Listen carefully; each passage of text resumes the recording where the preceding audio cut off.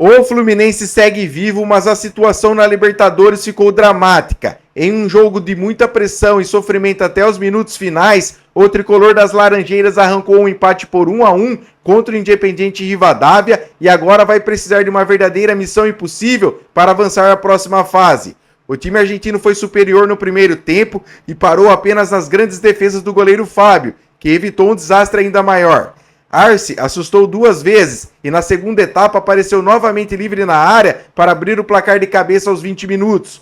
O Fluminense tentou reagir, pressionou no fim e encontrou o empate já nos acréscimos. Lúcio Acosta fez boa jogada pela esquerda, Serna finalizou travado e na sobra John Kennedy bateu rasteiro para salvar o tricolor no apagar das luzes.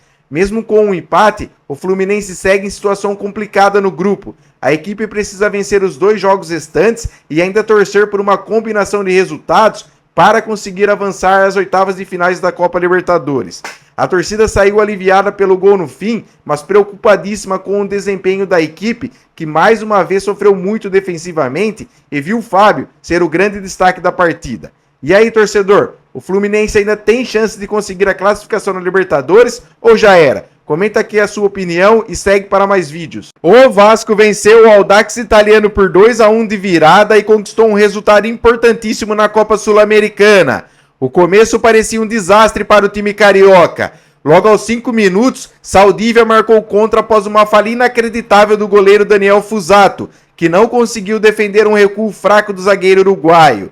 Mesmo jogando com a equipe reserva e sem o técnico Renato Gaúcho no banco, o Vasco conseguiu reagir no segundo tempo. A virada começou após Ortiz cometer pênalti em Spinelli e acabar expulso depois de revisão do VAR. Na cobrança, o próprio Spinelli bateu forte no meio do gol e empatou a partida aos 19 minutos. E aos 26, veio o momento mais esperado pela torcida. Matheus França finalmente desencantou com a camisa cruz-maltina. Após passe de Nuno Pereira, o atacante deu um belo drible de corpo e bateu cruzado para virar o jogo no Chile. Foi o primeiro gol do camisa 9 desde a sua chegada ao clube em agosto de 2025. Com a vitória, o Vasco chega aos 9 pontos e segue líder do grupo G, ficando em uma situação muito favorável na busca pela vaga nas oitavas de final. O próximo desafio será contra o Olímpia no Paraguai, em um confronto direto pela liderança da chave.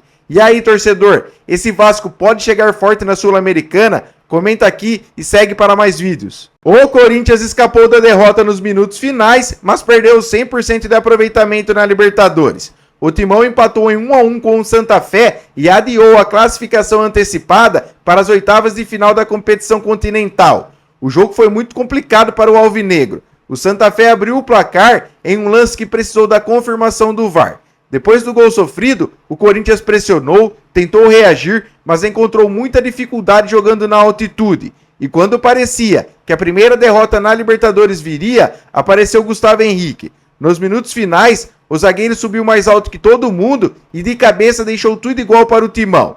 Após o apito final, o clima ficou quente. Torcedores do Santa Fé arremessaram objetos em direção aos jogadores corintianos e Fernando Diniz precisou escoltar o elenco até o túnel de acesso aos vestiários. Com o empate, o Corinthians chega aos 10 pontos e segue líder isolado do grupo F.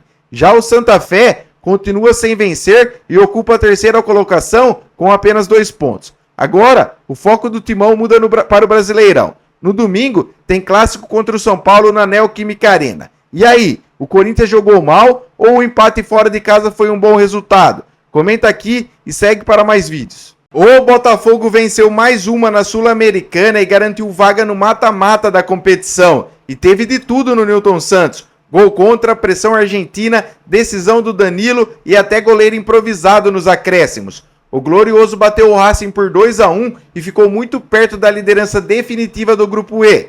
O Botafogo começou melhor e abriu o placar aos 18 minutos do primeiro tempo. Júnior Santos foi lançado pela direita, a bola atravessou a área e Di César acabou mandando contra o próprio gol. Depois do gol, o Racing cresceu na partida e assustou em chegadas perigosas, mas o Fogão segurou a vantagem até o intervalo. Na volta do segundo tempo, os argentinos empataram logo aos 3 minutos. Adrian Martínez apareceu livre na área e cabeceou firme para deixar tudo igual no placar. O Racing passou a pressionar bastante, obrigando o goleiro Neto a fazer boas defesas. mas quando a partida parecia complicada para os cariocas, apareceu Danilo. Aos 28 minutos, depois de um bate e rebate dentro da área, o volante soltou a bomba e colocou o Botafogo novamente na frente do placar. E ainda teve uma cena inacreditável nos acréscimos. O goleiro Cambeses foi expulso e como o Racing já tinha feito todas as substituições, o volante Sousa precisou ir para o gol improvisado até o fim da partida. Com a vitória, o Botafogo chegou aos 10 pontos e garantiu pelo menos uma vaga nos playoffs da Sul-Americana. Agora, o Glorioso segue firme na briga pela classificação direta às oitavas de final. E aí, o Botafogo já é um dos favoritos ao título da Sul-Americana? Comenta aqui embaixo, deixa o like e segue para mais vídeos.